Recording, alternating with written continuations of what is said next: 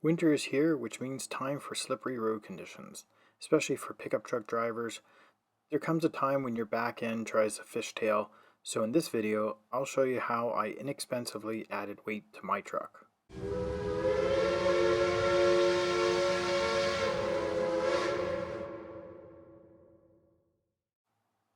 Welcome back to Iron Horse Woodcraft. This video is a simple project to add some weight to your pickup truck. I read somewhere online that when doing this you should add approximately 250 to 300 pounds, and the weight is best placed over the axle. So since I read it on the internet, then it must be true.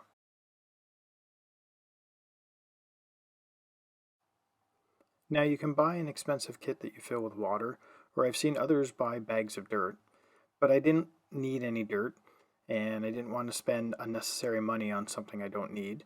So what I decided to do was buy bags of salt. I already used salt in my water softener, so I just bought more than I needed.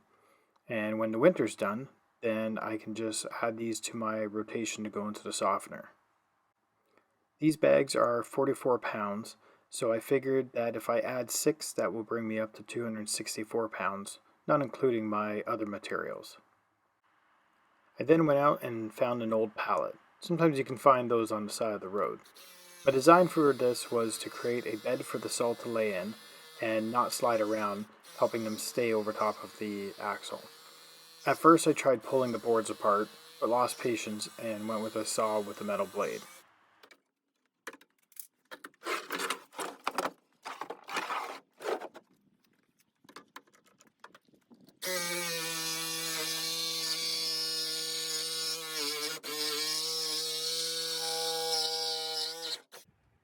After cutting all the excess boards off, I trimmed the pallet down so it was the same width as the wheel well.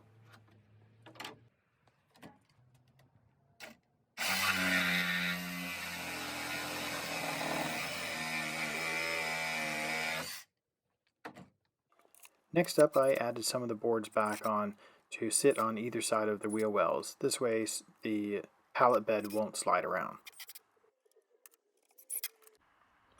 I tried to place the pallet bed into the truck, but then I found out that the dimensions are actually different on the opposite side of the wheel well, closest to the cab. So I had to remove it back out and trim down to one side.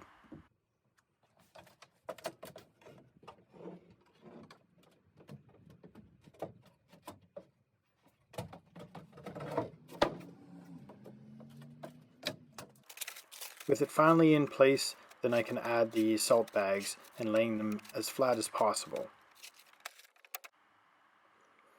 The pallet also lifts the salt bags off the bed of the truck.